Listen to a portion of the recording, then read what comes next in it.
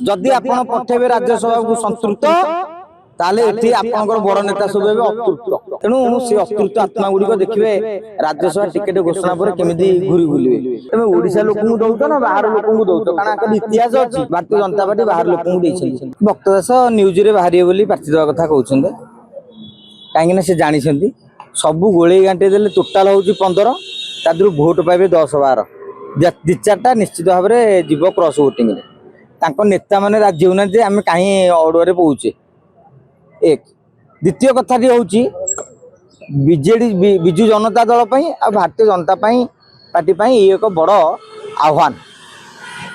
आह्वान एथि पई बिजू जनता दल प्रथम थर पई विरोधी दल रे थाई आ जहा करथला 98 मसिया रे सेते बेले बीजेडी सरकार रे नथला वर्तमान सरकार जिबा परे प्रथम थर पई नवीन बाबू विरोधी दल रे गोटी चालना करछन माने आपण भाबंतु फॉर्म रे थेला बेले सब खेलाली भल बाड़ती गोटे टीम तो बाड़ू ये बाड़ेला 50 सी बाड़ेला 50 किंतु बीजेडी रे वर्तमान फॉर्म नाही यही समय किए केते बाड़ी परछि जानि पारे जे भल बैट्समैन किए ठीक से बेले नवीन बाबू रणनीति सब चर्चा रहे वर्तमान जना पड़िबो नवीन बाबू रणनीति कोन बळका भोट 18 भोट कोन हबो आपण ताकू खत गाड़ी रे फपाड़ी देबे जे दरकार नाही अनावश्यक भाव रे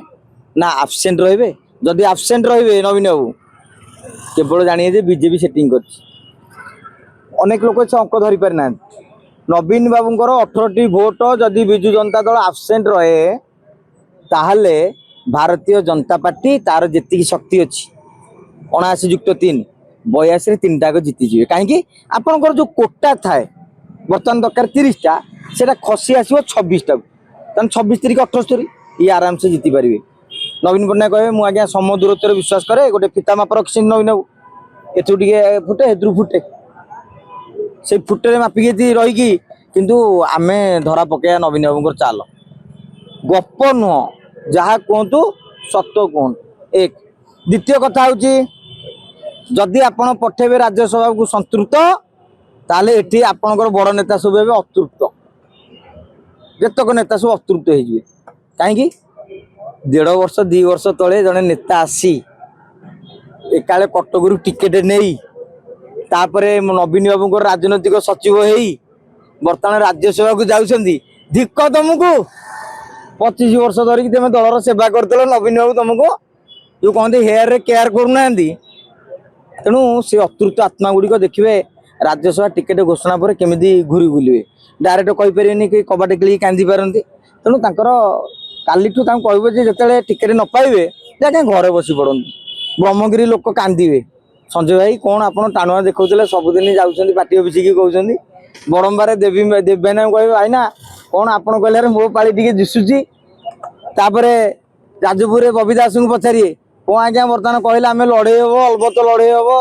वर्तमान गड़ कर देबु देखिला बेलकू नवीन बाबू आपन को मध्य पठेलेनी